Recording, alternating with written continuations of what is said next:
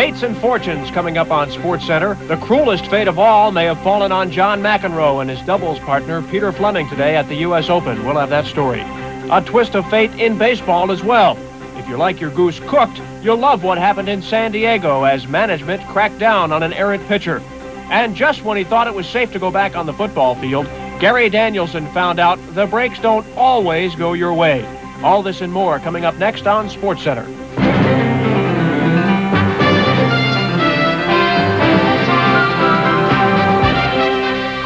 Hi, everybody, and welcome to the ESPN SportsCenter. I'm Larry Burnett, along with Chris Berman. John McEnroe is gearing up for the U.S. Open, and has not turned out to be a great week as he continues his comeback. Gearing up, he's certainly in low gear. Certainly not a U.S. Open that the former tennis champion will remember for very long, or it's one that'll live in infamy, Larry, that's for sure.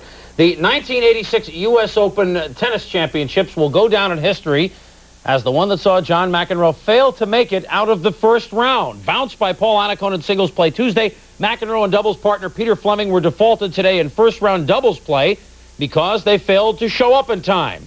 Tournament official Gail Bradshaw explains how it all came about.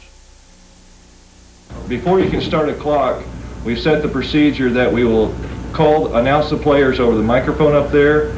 If we don't get an immediate response, we check in the downstairs players' lounge. We check in the upstairs players' locker room. And after all that has been checked, we then start the clock.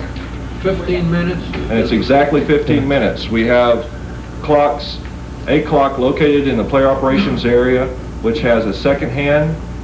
When the second hand hit 2:15 sharp, the match was over. The alternate team was sent out to the court to play the match. Connors was defaulted earlier this year. That's a pretty big name. McEnroe's a big name. But that's really not the point. The point is the rules have to be applied, and really no player can be bigger than the game. Traffic problems on the Long Island Expressway. Haven't we heard that before? McEnroe, of course, very upset, didn't talk to reporters. Peter Fleming had this to say afterwards: "I'm shattered. I thought we were going to win the tournament. I really did. I feel like a fool. We've probably done it the same way, meeting at McEnroe's house and then driving to the U.S. Open 20 times. McEnroe and Fleming won the U.S. Open men's doubles crown 3 times in 1979, 1981, and 1983. This year, they were seeded number 14, but I don't think they're going to win it this time. Meanwhile, Jimmy Connors is still playing tennis at Flushing Meadow. He was in second-round singles action against unheralded Claudio Pistolesi of Italy. And this is an unheralded player that can certainly play. He gave Connors fits today, although Jimmy did win in 3 straight sets. Connors having a problem there. Pistolesi leading in the first set 3-1. Now watch this series in the tiebreaker. One tough get for Connors. Another tough get for Connors. A third tough get for Connors. And Jimmy eventually wins the point. Some spirited action today with Pistolesi against Jimmy Connors. But when it was all over, the number 6 seed Connors went on to win in straight sets. 3 close ones, 7-6, 6-4, 7-5. You probably remember they had rain at Flushing Meadows yesterday, and that washed out the match between number 4 seed Stefan Edberg and Kevin Curran. Well, they got their money's worth today as their match went a full 5 sets, and it was filled with action. Here they are. They've split the first 2 sets. Kevin Curran took the upper hand here in the 3rd set. Up a service break. He hits the backhand volley at the net and takes the set. But Edberg broke Curran early in the 4th set, started to roll. Curran attacks the net here, but Edberg drives him back with a nice lob. He's waiting for it. And Curran looks to attack again, but Edberg comes up with a nice backhand right there. Passing shot. 4th set goes to Edberg 6-3. He's on his way. Here's match point. Set it up, pull it away. Edberg wins the 5-set marathon 7-6, 3-6, 4-6. Comes back to take the final 2 sets 6-3 and 6-2. So Edberg advances to the 3rd round. I think I got hot for a while. I mean, I started to win some big points, and and then I got going and I got pumped up, and I went for the shots more than I have done before. I mean, it's just to find that rhythm. He served, his serve gave me trouble all day, and I do not like playing against his serve. It's a very difficult weapon that he has, and it was a bit windy out there, and it was difficult to time the ball. I'm not going to say too much, but if I'm playing well here, I have a very good chance to go a long way in this tournament. That's how I feel. Time will tell about that. Mats Wilander looks like he could go all the way. He's a winner over Thierry Champion today. And number 7, Joaquin Nystrom, a winner in straight sets over Pavel Slosel. I thought this was the U.S. Open. Doesn't sound like it. Tom Gullickson today in action against number 10, Andres Gomez. That one goes to Gullickson in 5 sets. Anders Jarrett, a straight set winner over Luke Jensen. And Miloslav Messier wins over Guy Forget, also in 3 sets. The Wimbledon champion. Yes, Boris Becker's going to play tonight. The defending women's champion, Hanna Mandlikova, was involved in an all-Slavic match today against Iva Budorova in the second round. And Mandlikova, the name is a little longer than Budorova. She also wins the match, 6-2, 6-3 to move on to the third round. Elsewhere in women's play today, Claudia Kota-Kilsch was a winner over Catherine Tanvier, losing only 1 game. Number 7, Helena Sukova was a 2 close set winner over Sarah Gomer. Number 9, Manuela Maliva defeated Laura Gildemeister in straight sets. Number 11, Gabriela Sabatini was a straight set winner as well. Number 12, Zina Garrison, 3-setter against Eva Pfaff. But Garrison moves on, and 14th-seeded Katarina Lindqvist was a straight set winner as well. Chris Evert-Lloyd plays tonight against Regina Marsakova. Switching over to baseball now, San Diego Padres fans won't be seeing reliever Goose Gossage on the mound for the rest of this season. They won't be seeing him in a Padres uniform this season. Team president Ballard Smith today suspended Gossage without pay for allegedly taking verbal pot shots at the Padres management. Here's what Smith's prepared statement had to say. He said mutual respect was important, but it was obviously lacking between the Goose and the Pods. He added that Gossage's repeated personal attacks on the owner and the management were not in the best interest of the Padres organization. Gossage was 5-7 this season with 21 saves, a 4.31 ERA. The suspension will cost him about $250,000 and maybe more because of incentives that he won't be able to reach because of the suspension. Now, Gossage criticized Smith recently in Newsday, a New York newspaper. The former Yankee said he'd rather play for an owner like George Steinbrenner of the New York Yankees rather than play for Smith, who doesn't care. Gossage added that Smith wants choir boys and not winning players. That's just part of the reason why Goose Gossage will have a lot more time on his hands these days and a lot less money. Tim Teufel and Ron Darling of the Mets were back in a Houston courtroom today to enter pleas for their parts in a scuffle with Houston police last month in a nightclub incident. Don Kobos of KTRK has this report. It was the second appearance in a Houston courtroom for Mets baseball players Ron Darling and Tim Teufel, and again, both came away with no decision. During today's formal arraignment, the two pleaded not guilty to felony indictments that they assaulted a Houston police officer. The incident took place back on July 20th at this nightclub in southwest Houston while the Mets were in town playing the Astros. Teammates Bob Ojeda and Rick Aguilera were also arrested at the time on misdemeanor charges of hindering officers during the arrest of Teufel. Meanwhile, Assistant District Attorney Mike Anderson and Mets attorney Dick DeGuerin explained to reporters how they expected the two ball players to get a fair trial.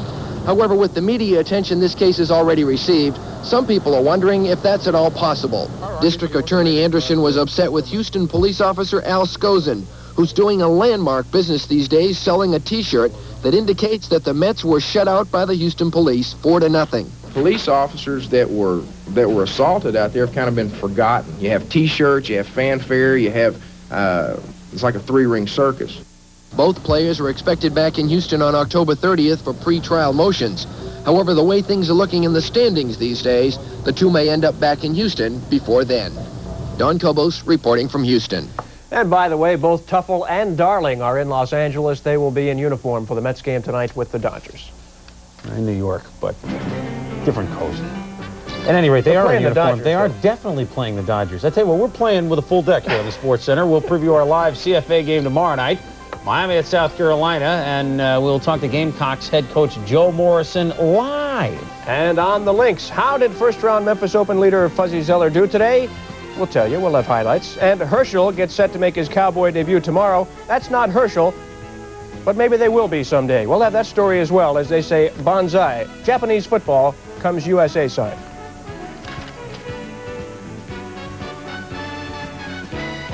Sports Center is being brought to you by Color Time, America's largest rent-to-own system.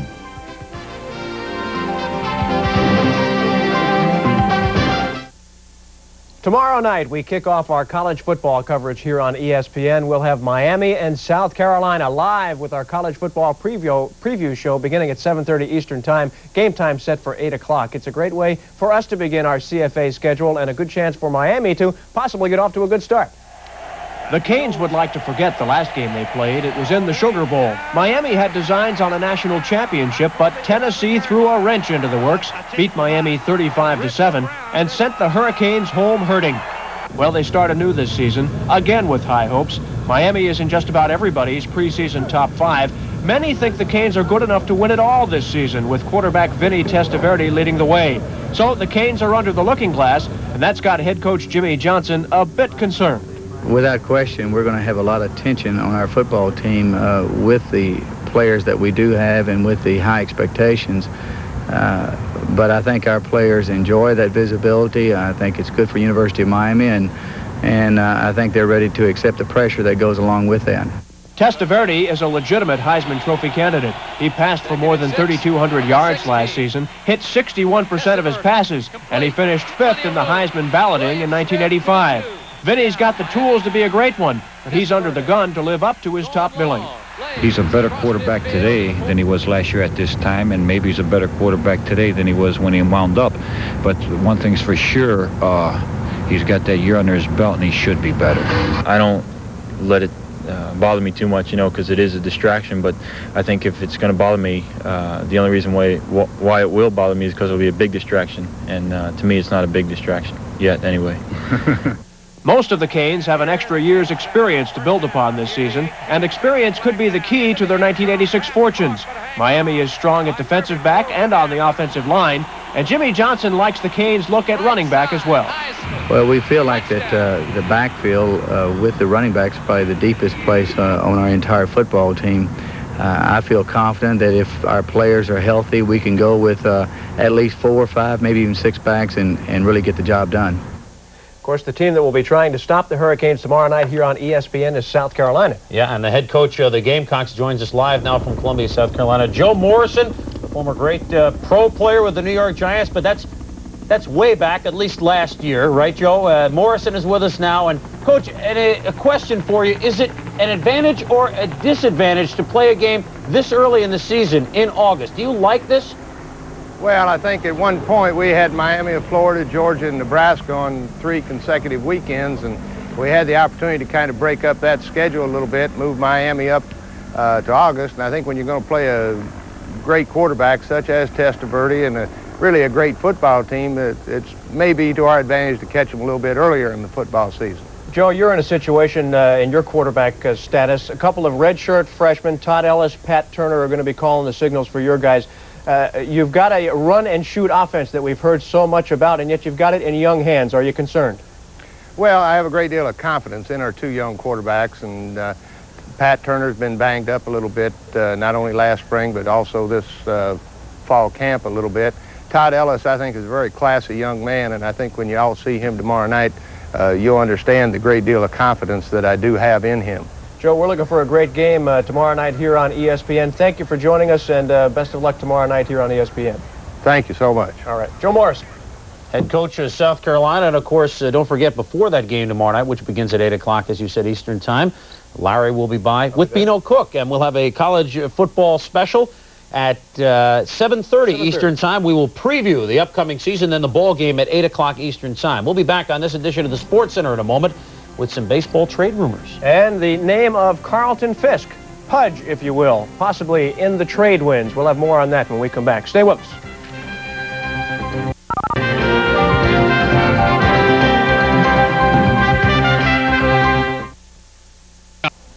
We already have one cancellation tonight in Major League Baseball. The game at Montreal between the Padres and Expos has not been rained out. It has been fired out. An explosion in a tower, unfinished tower at Olympic Stadium, caused a fire, and so the teams will not play baseball tonight. They will play a doubleheader tomorrow. The Chicago White Sox, under general manager Hawk Harrelson, have become baseball's version of Let's Make a Deal, and they may play Monty Hall once again. Behind door number 1 is veteran and unhappy veteran catcher Carlton Fisk. Pudge may be headed to the Toronto Blue Jays. Fisk has been benched in favor of youngster Ron Karkovice the past week and a half. and he may be traded north of the border, but only if the veteran okays the deal. Speaking of the Blue Jays, they are charging in the AL East. Last night against the Cleveland Indians in Cleveland, George Taco Bell had 4 hits. Here's one of them against Kent Traum in the first inning. Bloop single scores Tony Fernandez. It's 1-0 Blue Jays. Speaking of Fernandez, he also had 4 hits. This guy is just a tremendous shortstop. A base hit up the middle scores Rick Leach. The Blue Jays lead it early, 3-0. And Bell, another Bloop variety hit, but when you get 4 hits, you don't owe anybody an excuse. This one scores Lloyd Mosby. It's a double. It's 5-0 Toronto. Meanwhile, Jim Clancy working on his 4th complete game, his 14th victory. He's pitched very, very well for the Blue Jays the last couple of months. He is now 14-7. Clancy is also lucky to be alive. Watch it, Jim, but he makes the play on the liner by Tony Bernazard. Toronto won last night by the score of 9-1, and they're only 4.5 games out of first place in the AL East as they trail the Boston Red Sox 12 above 500, the best they've been all year. They say that Don Mattingly can do anything on the baseball diamond, and we may see proof of that tomorrow night. New York Yankees skipper Lou Piniella says he'll start Mattingly at third base in tomorrow night's Twilighter at Seattle in an effort to get more punch in the lineup. Mattingly has never played third base as a pro, and he'll be the first lefty third baseman in the majors since the White Sox Mike Squires played that position for 13 games in 1984. In golf, second-round action today at the Memphis Open, and just about everybody seemed to have trouble on the back 9 today except Howard Twitty. Well, even Howard had his troubles, but he also has the lead tonight after the second round. Here's Twitty with a 3-shot lead, but he misses a par putt on the 16th hole, so his lead shrinks to 2 at 5 under. Fuzzy Zeller was at 3 under, but Zeller lips out a par putt at 13. He also bogeyed twice more, dropped to even par. 17th hole, here's Twitty. Birdie putt. He comes in with a 67, 6 under for the tournament. Payne Stewart was at 3 under par, and then he has a great approach shot. I want you to listen for something right about here. It hit the pin. Stopped just 3 feet away. His birdie moved him to -4. But at the 15th, Stewart. Par putt won't go. He's back to 3 under par. Joey Sindelar was at 3 under, but his second shot to the par 5 18th hole, let's say it didn't find land. Splash. He bogeyed to finish at 2 under par. So after the second round at the Memphis Open, it is Howard Twitty on top of the leaderboard, followed by Payne Stewart, 3 shots back. Joey Sindelar and Gary Koch are at 2 under, 4 others tied at -1. We'll have live coverage of Saturday's third round of the Memphis Open right here on ESPN. That begins at 4 p.m. Eastern Time. On the LPGA circuit, Nancy Lopez has returned after just about a year's hiatus, which is good news for all golf fans, but bad news for her competitors. Rick Zurak caught up with her this week at the Rail Charity Classic in Springfield, Illinois. For Nancy Lopez, this has been a busy year. No, not on the LPGA Tour. You see, Nancy has been busy having her second child. Nowadays, though, Nancy is back on the golf course and on the comeback trail. What did you do during the layoff to get ready to come back out and play? Well, I really didn't play very much. I practiced a little bit. I played about 6 rounds of golf and hit balls maybe twice. And tried to lose a little bit of weight. I still have a lot of it on, but lost a little bit of it to try and come back out and play. And everything just really kind of fell together. I played a lot better than I expected. Now, Nancy returned to the tour with a bang. She finished tied for second, tied for third, and in just 2 tournaments, she won over $48,000. I just wanted to get out and play a little bit and see how I was going to play and just hope that I didn't fall on my face.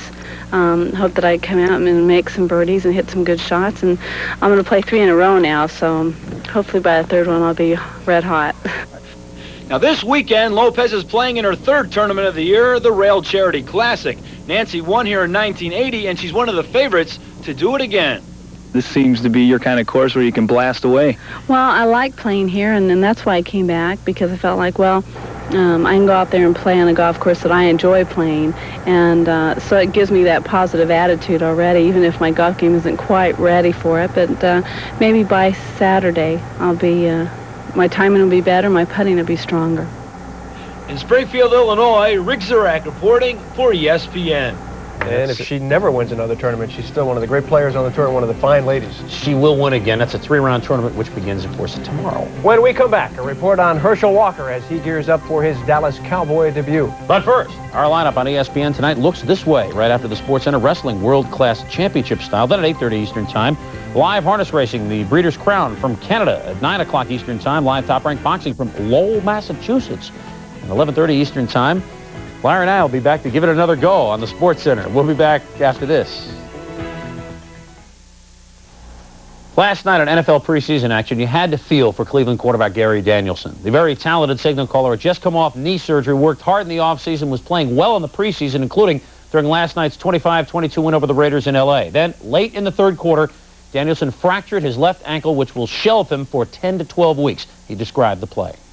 I got semi-sacked in the pocket, and I ducked underneath and I spun out, and when I rolled to the right, I saw I had Cody Risen to pick off one of the guys, and he picked off one, and I could feel another guy right behind me, and I thought I could either run out of bounds or get tackled out of bounds. I knew, you know, that we weren't going to get a first down, so I was really trying to get out of bounds, and the guy was too fast for me and caught up.